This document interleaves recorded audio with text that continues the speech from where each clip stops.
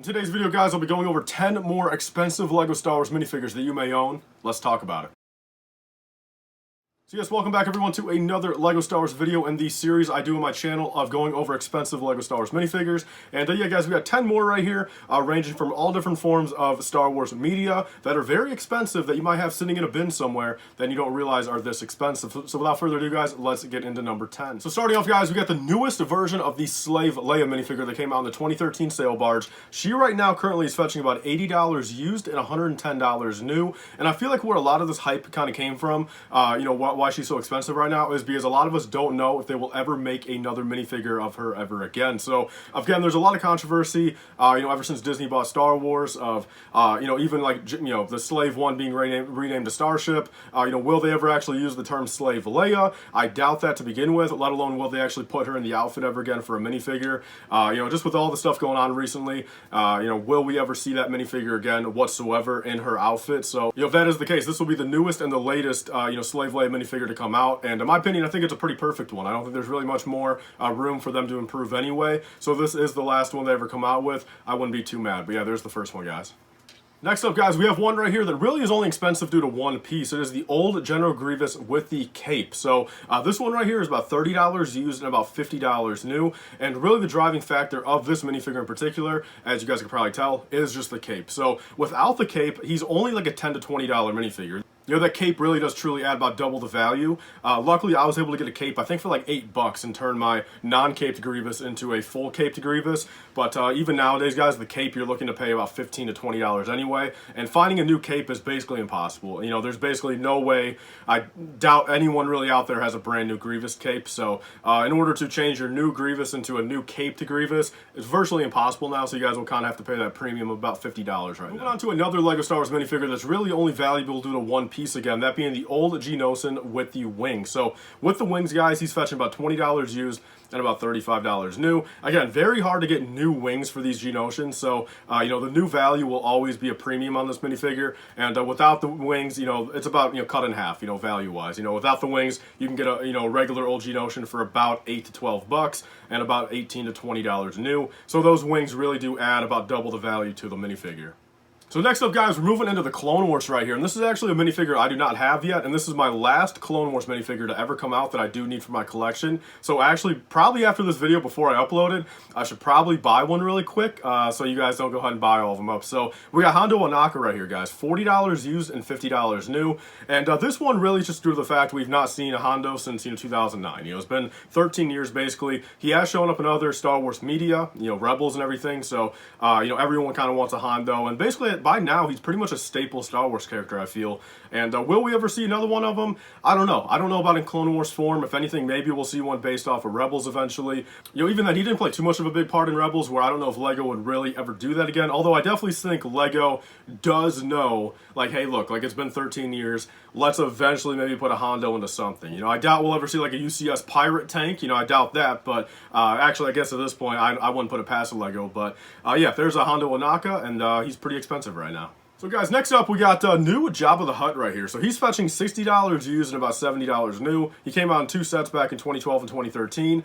And this is one where I still think there's room for us to get a new one. You know, so even with all the Jabba Palace controversy, there's still room to put him in a sail barge remake, which honestly, at this regard, I would not doubt we might maybe see one next summer. I'm not too sure. I mean, it is the 40th anniversary of Return of the Jedi, right? 40th? I think so. So, yeah, we might see a sail barge next year in the summer. You know, we could definitely see a Jabba the Hutt at that point. It might even be the same Jabba the Hutt. I'm not too sure. I don't know. You know, there's really been only a couple minifigures that have, you know, really lasted that long and not changed. So, but although I don't really think there's much more they could do to that Jabba the Hutt. But nonetheless, guys, 60 used, 70 new. He's only going to keep on going up until we get a new sail barge remake.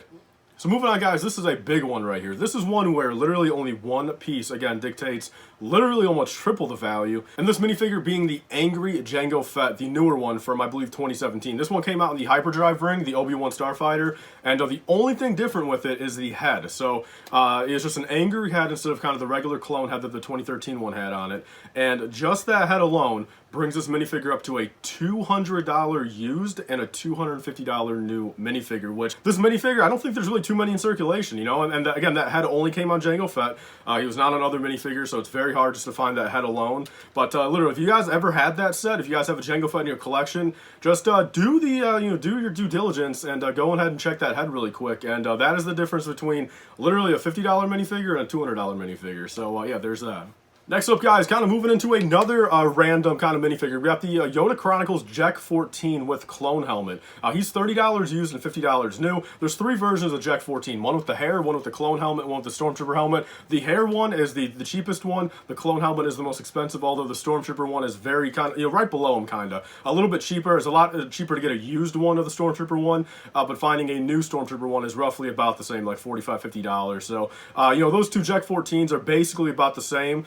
You're paying about 25 to 30 used and about 45 to 50 new, and yeah, that makes sense, you know what I mean? Like, so sticking to kind of doing kind of the random characters in this video, we got Major Von Reg right here, and he is from the Resistance TV show, which a lot of people don't like. I don't like it. I've watched a couple episodes. I couldn't stand it, and you know, those sets of minifigures really went kind of you know, under the radar, I feel. You know, if you look at them, all of them are kind of going up in value now just due to rarity. You know, not a lot of people bought the sets back when they were on shelves, so that regard, you know, not a lot of people have them for sale now, and Von Reg right here is fetching $20 used and $30 new. So I mean, literally, I believe he came in a $50 set. I think that set was $50, and you know, the minifigure itself basically being over half the value right now is always a good sign. So he's actually pretty cool. I don't have him yet. I plan on picking him up eventually. You know, he's definitely a very cool minifigure. Has some very sick armor, and you know, I think he's definitely worth that price. But you know, if he keeps on going up like that, probably won't be worth it too much anymore. But yeah, so pick him up while you can.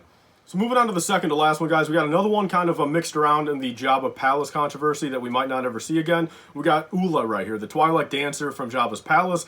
She's about $60 used right now and about $75 new. And I feel like the extra premium on top of that, on top of her being, you know, just a rare minifigure to begin with, is she's one of the only Twilight minifigures that LEGO's ever made. I know, at least for me, when I was making my Ryloth mock last year, you know, when I needed some Twi'leks for the mock, you know, I was trying to get her hair piece or, you know, her head piece, her face and stuff like that, you know, just to make custom Twi'leks. So that's definitely, I feel like, part of the reason why she's going up so much. Between the Jabba Palace controversy and even the outfit that she wears, again, being owned by Disney now, I'm not too sure if LEGO ever wants to cross that path again or if Disney will let them. So there's number 2, guys.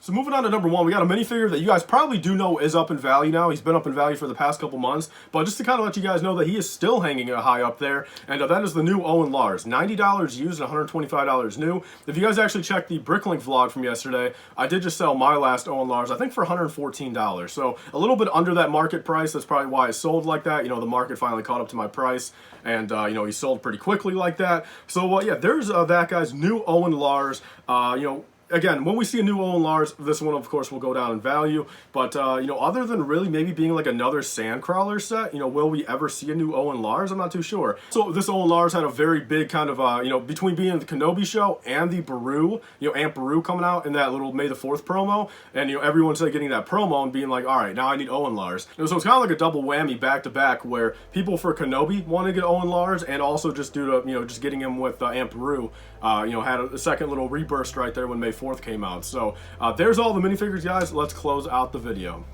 So thank you guys all so much for watching this video.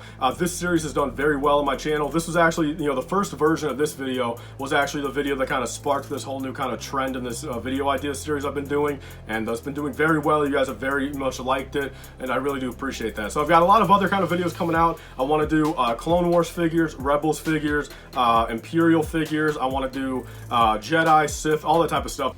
So if you guys want to stay tuned for those videos, definitely be sure to subscribe down below. I come out with these about once a week or so, and I also do a lot of other stuff on the channel. I do daily LEGO videos. I'm also building a mock and stuff like that. So thank you guys all so much for watching once again. Please like, comment, and subscribe. And stay tuned for it. See you guys later. Bye, guys, and stay safe.